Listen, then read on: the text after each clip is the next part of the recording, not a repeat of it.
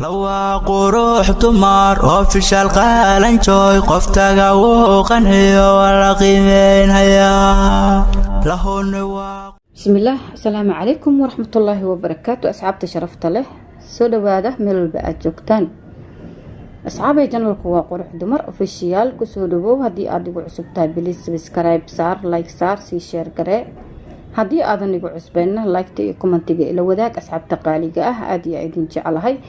asxaabta cusub ee timidna waxaa idin leeyahay soo dhawaada. asxaabtii hore sidoo kaleeto asxaabta imaan doontana insha Allah soo dhawaada dhammaantiinba. isku soo duubo dhammaantiin qurux dumar waxay idin leedahay aad iyo idin jecelahay. soo wada dhawaada aad iyo idin salaamaya dhammaantiinaba.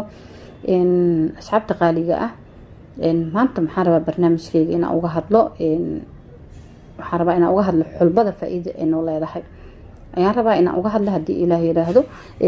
insha Allah intaan sii gudagelin xulbadan waan ognahay inay faa'iidooyin fara badan noo leeyihiin Soomahan. xulbadu faa'iido fara badan ayay noo leedahay.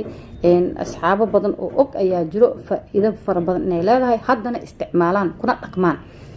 asxaab og ayaa jirto haddana aan isticmaalin. asxaab haddana waxaa jiro waa saddex qayb. asxaab waxa oo macnaha aan ogeynbo xulbadu inay faa'iido leedahay. waa saddexdaas qayb ayaa ay kala yihiin. waa asxaab og oo ku dhaqanto asxaabta. waa qayb aanan isticmaalin oo maxaa la dhahaye oo faa'iido inay faa'iido noo leedahay og aanba isticmaalin, iyo qayb aanba ogeyn inay faa'iido leedahay. okay intii og ay isticmaasho way maadsan yihiin, wayba og yihiin. inta aan waxaan usoo noqonayaa inta aan isticmaalin haddana og in ay faa'iido leedahay. xulbada xusuusin ayay u tahay. inta qabardaarka ka ahne oo aanba ogeynbo xulbadu in ay faa'iido leedahayne insha Allah way ka faa'iideysan doonaan haddii Ilaahay yiraahdo. marka isku soo duubo dhammaantiinba soo dhawaada ayaa idin leeyahay asxaabta qaaliga ah.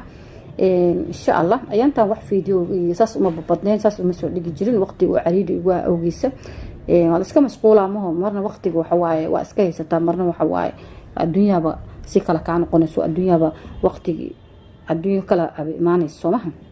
yaa adduunyo waa hal adduunyo, laakiin waqtiga marna cariiri kugu noqonayo marna waadix ku ah. okay asxaabta qaaliga ah aan sii guda galo xulbada iyo faa'iido ay noo leedahay. okay ma la qiyaasi karo, mana la soo koobi karo xulbada faa'iidooyinka ay noo leedahay. marka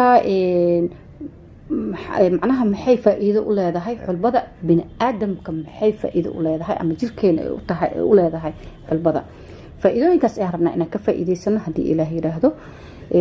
xulbadu waa miro faa'iido badan. sideeda waa miro soo idin sheegay inay faa'iido badan tahay. waa idin sheegay waana miro. waxaa ka buuxa borotiin, nafaqooyin kala gedisan.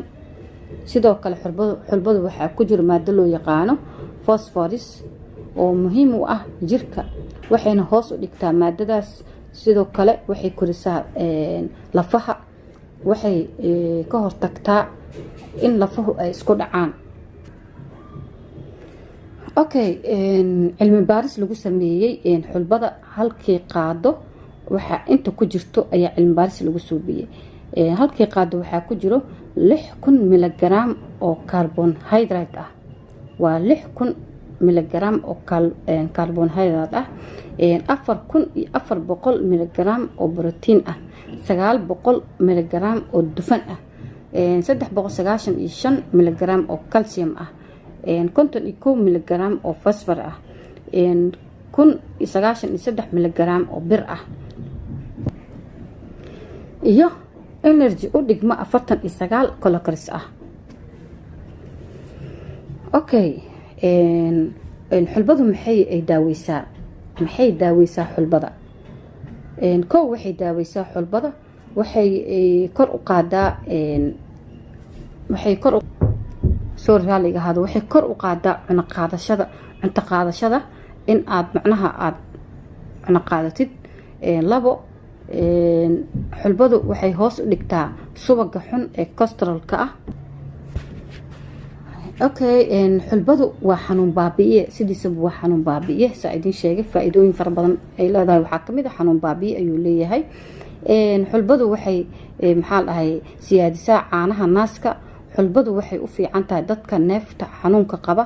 xulbadu waxay ka hortagtaa kansarka, allaha naga najeeyo. xulbadu waxay la dagaalantaa jeermiska. okay, qaabkee loo sameeyaa marka xulbada? qaabkee loo sameeyaa? kow, xulbadu waxaa loo sameyn karaa laba qaybood. mid waa in aad karisaa, kadibna in aad ka cabtaa biyaha aad ka miirtay. waad karinee, markaad karisa kadib waad miire, biyihii aad ka miirtay ayaad cabaysaa. okay, qaybta labaad, miraha xulbada waxaa la dhigaysaa biyo ilaa iyo 12 saacadood. kadibna waxaad marka aad la dhigto 12 saacadood ka badan ayuu aad biyaha aad ku haynaysaa. kadib waxaad ku shiidaysaa 1 xabo oo toon ah. waxaad ku daraysaa biyaha sinjabiilka, ku dar macnaha 3 xabo oo timir ah.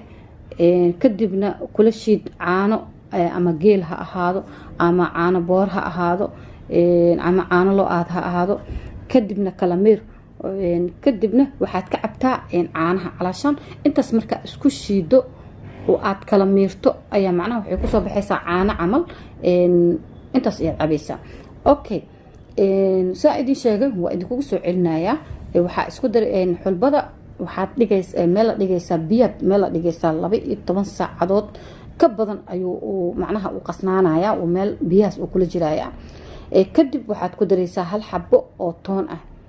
kadibna waxaad ku daraysaa biyaha sinjabiil markaa waa biyaha sinjabiilka ah.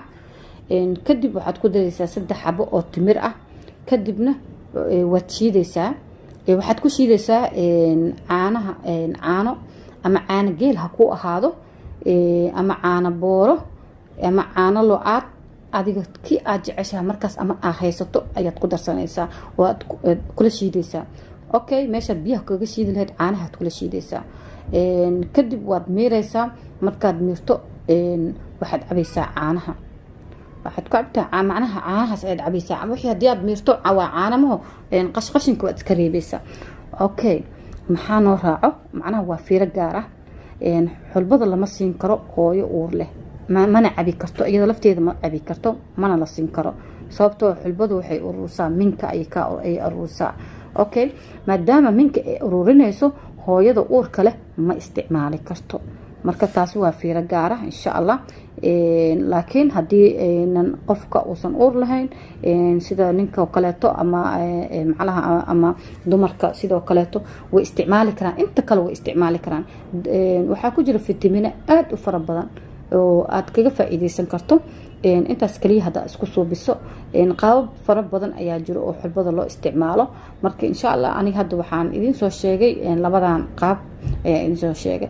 lafaha haddii ay ku xanuunayaan, hore waa idinkugu sheego, macnaha waxaa idin dhahay waa xanuun baabiye haddii la dhahay jirkaaga dhan ayay xanuun baabiye u tahay. xanuunka ilaaha daweeyo, ilaahay maxaa la dhahay xanuunka naga dulqaado, inta xanuunsan allaha caafiyo. lafahaagana sidoo kaleeto waa xanuun baabiye haddii aad isticmaasho. laakiin anagu waxaan dhahnaa markaa isticmaaleyno waa isticmaali lahayn, laakiinse jirkeena ayay kasoo ureysaa. intaas kaliya ayay Soomaalida ku diidaa, laakiin waa daawo oo la hubo. marka insha Allah waxaan rajeynayaa in aad ka faa'iideysan doontiin haddii Ilaahay yiraahdo. inta aan ka faa'iideysanina inta aan macnaha horey aan u isticmaalin inay ka faa'iideysan doonaan insha Allah. xulbadu sideedaba maxaana qaab walba waa loo suubi karaa. horena waa idinkugu sheegay ka raalli ahaada. xulbadu waa daawo, waa idinkugu celina waa daawo. laakiin muhiimaddu waxay tahay xulbadu in aad biyo ku shubto oo wax badan la yaalo. okay, iyadoo la dubo xataa way jirtaa xulbada la dubo, laakiin mar kale idinkaga sheekeyn doonaa insha Allah oo macnaha barnaamij aan kusoo qaadan doonaa xulbada oo la dubo. iyadana aad ayay u caraf badan tahay insha Allah. marka dad yaqaanana kulli insha Allah wax walba la soo sheegay dad badan ay yaqaan. qof kaliya oo wax yaqaan ma lahan. waa idin sheegay qaybaha badan ee ugu kala jiraan, macnaha in ay macnaha allergy leedahay, in ay macnaha dufanka ay ka macnaha ay dufanka la dagaalamayso, in maada bira uu ku jiro laftigeeda xataa qayb dufana ay leedahay, waxyaabo badan ay leedahay. marka insha Allah asxaabta qaaliga ah, warka aan idinku daalin aan ka faa'iideysan xulbada ilaahay wuxuuna siiyey khayraad fara badan aan ka faa'iideysan karno kama faa'iideysan annaga laakiin waxaan rajeynayaa inaan khayraadkeena aan ka faa'iideysano oo ilaahay nagu maneystay wax walba ilaahay xikmad ayuu soo macnaha uu keenay marka wax walbana waa daawo wax walba oo ilaahay oo geed ka baxo ilaahay subxaanahu wa ta'ala uu talagal inuu baxo daawo ay noo tahay marka daawooyinkan aan ka faa'iideysano waxya daawo noo soo maxaa la dhahay warshad lagu soo suubiyo kaliya daawo nooma ahan Soomaaliya marka dhirteena noogu taala intaasna waa isxasuusin asxaabta qaaliga ah aad iyo aad jecelahay aan warka idinku badinaynin insha Allah qaybta ku xigtana insha Allah waa idin soo bandhigi doonaa iyadoo oo waa idin soo sheegi doonaa faa'iidooyinka ay leedahay iyadoo oo la dubo ma rabin inaan macnaha igu sii dheeraato marka insha Allah inkastoo